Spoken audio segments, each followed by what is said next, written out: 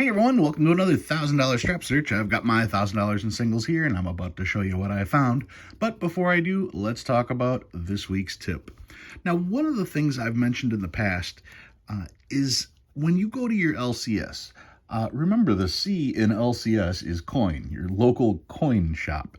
They devote a lot of space and a lot of shelf room to coins and very little to currency.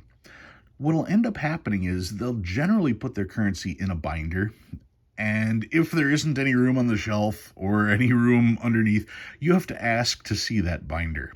It's usually in the back room somewhere. Now, since they focus so much on coins, those binders full of currency, well, they may have been put together a number of years ago. And even going to shows, it's not like they check their prices on stuff I hate to say every year, because I'd hate to think that someone who's selling stuff wouldn't turn their inventory over more than that.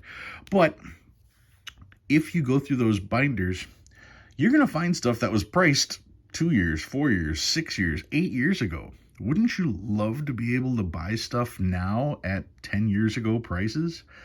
Well, check those binders, because I did, and, well, you'll see.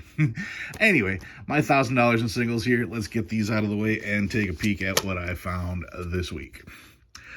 What was this? This is just an interesting stamp. Resist big money in politics. www.whatever. Yeah, I always find it interesting when I find notes stamped with stuff. I don't understand how big money is ever allowed in politics. I thought we were only allowed to give so much, and, whatever the case is, I don't understand how that's in there. But anyway, that's simply a stamp that I found this week. Whenever I find any note that's stamped, I pull it. This will go back in circulation. Obviously, it's not worth anything, but it was a find, so that was that. Next, I found a birthday note. This is 1947, the 17th of February. February 17th, 1947. Now, this was actually within 5 years of my dad's birthday. My dad was February 17th. So I always find that interesting. Everybody's always looking for their own. Don't forget your relatives as well when you're looking for birthday stuff, or birthday notes, I should say.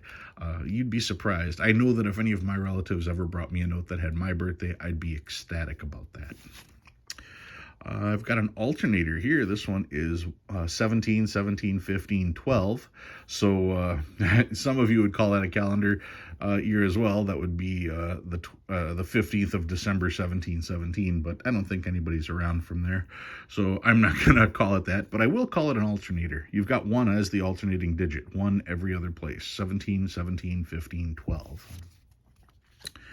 And I found some trinaries. Well, this one's a trinary and an alternator. It has 1s, 0s, and 4s as the digits, and if that 4 was a 1, that would have been a really cool note. But it's still an alternator and a trinary, 10, 40, 10, 10. So that's kind of interesting. Wish it was in better condition. Another trinary here, 1s, 4s, and 7s. This one is 0s, 1s, and 8s. Really nice shape on that one. This one is 0s, 1s, and 3s, and it's quads. You've got quad 0s with the 5th 0. So it's trinary, quads, 5 of a kind. Interesting note, and it's in decent shape as well. Quad 1s with a 5th as well. This one is quad 3s. And this one's quad 4s, also a trinary, 0s, 3s, and 4s. This one is quad 8s. And we get to the stars. 2017 star note. Another 2017, a little bit of dirt on that one. 2017 as well. Don't forget, you're going to be looking up all your stars on mycurrencycollection.com to find out their rarity. And don't forget to also check your stars to make sure that they aren't filled in. You can see there's supposed to be a circle that's open in the center. And occasionally, I have yet to run into one, but I have seen them out there. You will find an ink smear where the star is filled in. 2017. Another 2017. And now we're going to 2013. Pretty wore out on this one. Hopefully it's not too rare. 2013. Another 2013. Another 2013. When you see them starting with a 0, that always makes me think it has potential for a short print run. You usually want to see a couple zeros in front. Not all of the low numbers are short print runs, but most of them, or a lot of them are. So those are the ones that are most likely. What do we got here? 2013B. Okay, Star Note 2013B. I've told you guys in the past, Fort Worth, the FW right here, and Washington, both were told to print Star Notes, and they both started at the same digit. So there are roughly 1 million notes that have the exact same serial number. The only difference is one is Fort Worth and one is Washington. Everything is the same, including the star. If you can find 2 notes that are identical like that, you can sell that for upwards of 100 grand. Realistically, you probably get about 50 grand right now, but I'll take 50 grand for $2. Then I got to my older notes. This is from 2001. I save everything 2001 and older, just because I'll start checking print runs on these to find out if there was any short printed blocks. You can do that in small size currency of the United States, lists all those print runs. So that's a 2001. Really nice 1999. This 99's in decent shape as well. 99 here, it's got a pretty tough crease there, but that's all right. We'll hold on to that one. This one's in much better shape, and it's a Philadelphia note. I don't see a lot of those. 1995, this is your first shot at a web note. 88A, 93, and 95 all had web notes. A web note will only have a 1-digit number right here. It will not have the positioning over here.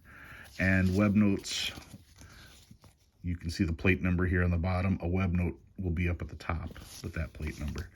So this one is not a web note. It's got some writing on it there, so probably not a keeper.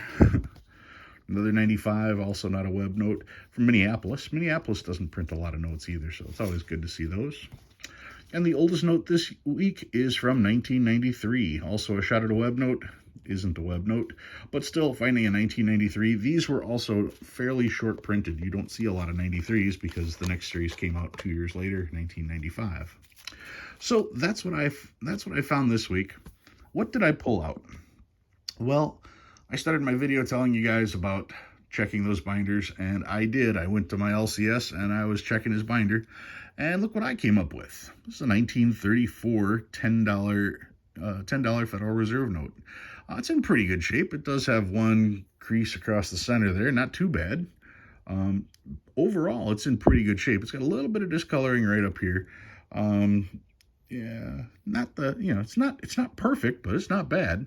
And you can see the price I paid for it. That's what he had in this book. This was literally in a binder. Now, you'll notice on the price tag, not only does it say $14, but it says LG. Why? That's a lime green seal. 1934 $10 notes were the lime green seal. If you were to pull up another note, here's this one here, you can definitely see the color and contrast. That's the lime green or light green versus what regular green would be. Now, a lime green, this particular one being 1934, it has no motto on the back. That wasn't put on until the 35G series, which was actually sometime around 1956 or 1957. So this is still constitutional. This one here has the longer obligation. This note is legal tender for all debts, public and private, and is redeemable in lawful money at the United States Treasury or at any Federal Reserve Bank. Not only that, it can also be spent. Anyway, 1934 $10 light green seal. And like I said, that was the price that was on it. So let's take a peek at the book and see what the book has to say.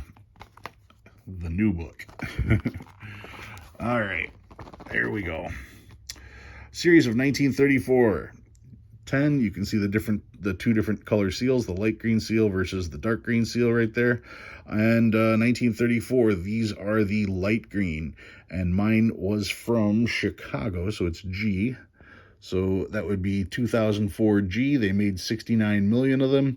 And even in a 20, they're worth $25. If it's perfect, it's $90. And what did I pay for mine? $14. Why? Because I took the time to look through his binder. Take the time to look through the binders, people. Those notes have been sitting in there for years. And if it's an old coin shop, possibly decades.